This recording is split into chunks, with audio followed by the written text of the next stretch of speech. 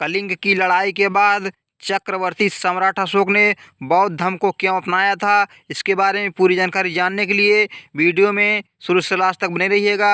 अगर दोस्तों आप लोग चैनल पर नए हैं तो वीडियो को लाइक और चैनल को सब्सक्राइब अवश्य कर लीजिएगा। दोस्तों, चक्रवर्ती सम्राट अशोक ने अपने राज्याभिषेक के 8वें वर्ष में कलिंग पर आक्रमण किया था। आंतरिक अशांति से निपटने के बाद 269 ईसा पूर्व से उनका विधिवत राज्याभिषेक हुआ था। 13वें शिलालेख के अनुसार कलिंग युद्ध में 1,50,000 लोग बंदी बनाकर निर्वासित कर दिए गए थे और 1 लाख लोगों की हत्या कर दी गई थी और 1,50,000 लोग घायल हुए थे। इस प्रकार सम्राट अशोक ने इस भारी नरसंहार को अपनी आंखों से देखा था और इससे द्रवित होकर सम्राट अशोक ने उपगुप्त बौद्ध भिक्षुक से बौद्ध धर्म की सलाह ली और सम्राट अशोक ने शांति, सामाजिक प्रगति और धार्मिक प्रचार किया। कलिंग युद्ध ने सम्राट अशोक के हृदय में महान परिवर्तन ला दिया था और उनका हृदय मानवता के प्रति दया और करुणा से उद्वेलित हो गया और उन्होंने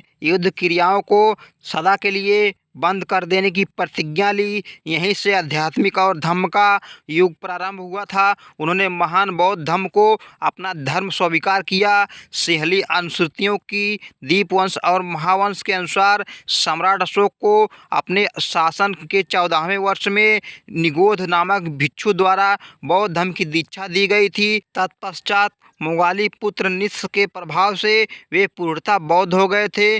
दिव्य दान के अनुसार सम्राट अशोक को बौद्ध धर्म में दीक्षित करने का श्रेय उपगुप्त नामक बौद्ध भिक्षु को जाता है।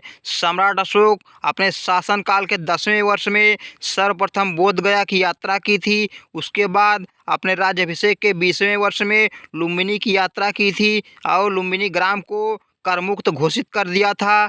इस प्रकार कलिंग युद्ध में हुई क्षति और भारी नरसंहार से उनका मन युद्ध से उब गया और वह अपने कृत्य को लेकर व्यथित हो उठे थे। इसी शोक से उबरने के लिए वह बुद्ध के उपदेशों के करीब आते गए और अंत में उन्होंने बौद्ध धर्म को स्वीकार कर लिया। बौद्ध धर्म को स्वीकार करने के बाद उन्होंने उसे अपने जीवन में उतारने का प्रयास भी किया। उन्होंने शिकार और पशु हत्या करना छोड़ दिया। उन्होंने सभी संप्रदायों के सन्यासियों को खुलकर दान देना भी आरंभ कर दिया था और जन कल्याण के लिए उन्होंने चिकित्सालय, पाठशाला, सड़कों आदि का निर्माण भी करवाया था। उन्होंने बौद्ध धर्म के प्रचार के लिए धर्म प्रचारकों को नेपाल, श्रीलंका, अफगानिस्तान, सीरिया, मिस्र और यूनान भी भेजा और इसी कार्य के लिए उन्होंने अपने पुत्र एवं पुत्री महेंद्र और संघमित्रा को भी धर्म के प्रचार के लिए भेजा।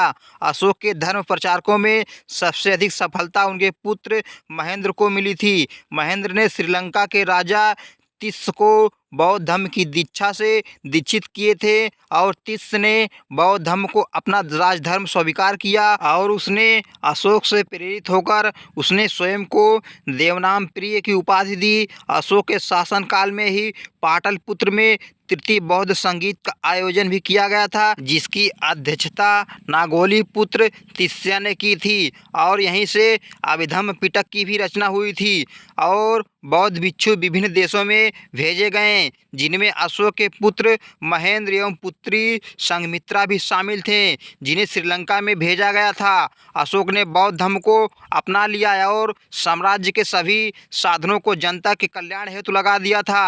अशोक ने बौद्ध धर्म के प्रचार के लिए निम्नलिखित साधन अपनाए थे, जो निम्न हैं, जैसे धर्म यात्राओं का प्रारंभ, राजकीय पदाधिकारियों की नियुक्ति और धर्म महापात्रों की नियुक्ति, दिव्य रूपों का प्रदर्शन और धर्म श्रवण एवं धर्मोपदेश की व्यवस्था, लोकचारिता के कार्य और धर्मलिपियों को खुदवाना, विदेशों में धर्म प्रचार के लिए प्रचारक को भेजना आदि।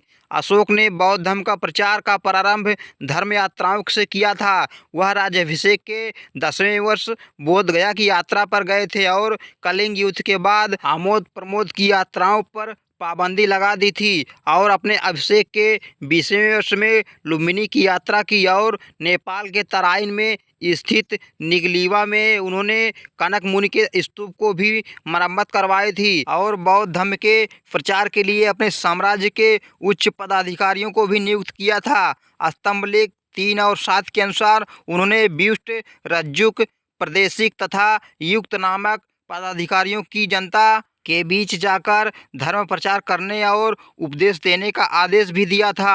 अभिषेक के 13वें वर्ष के बाद उन्होंने धर्म प्रचार हेतु पदाधिकारियों का एक नया वर्ग बनाया जिसे धर्म महापात्र कहा गया था और इनका कार्य विभिन्न धार्मिक संप्रदायों के बीच द्वेष भाव को मिटाकर धर्म की एकता को स्थापित करना था। विद्वानों में अशोक की तुलना विश्व इतिहास की महान विभूतियों में कास्टाइन, एस्टोनियस, सेंट पाल, नेपोलियन सीजर के साथ की जाती है। अशोक अहिंसा, शांति व लोक कल्याणकारी नीतियों के विश्वविख्यात तथा अतुलनीय सम्राट हैं। H.G. वेल्स के अनुसार अशोक का चरित्र इतिहास के स्तंभों को भरने वाले राजाओं, सम्राटों, धर्माधिकारियों, संत महात्माओं आदि के बीच प्रकाशमान है और आकाश में प्रायः एकाकी तारा की तरह चमकता है और चमकता रहेगा। दोस्तों, इस प्रकार मेरी यह वीडियो यहीं पे समाप्त होती है। अगर वीडियो अच्छी लगी हो तो वीडियो को लाइक और चैनल को सब्सक्राइब करें। दोस्तों, इसी के साथ मिलते हैं नेक्स्ट वीडियो में नेक्स्ट टॉपिक के साथ। तब तक दोस्तों, जय हिंद, वंदे मातरम।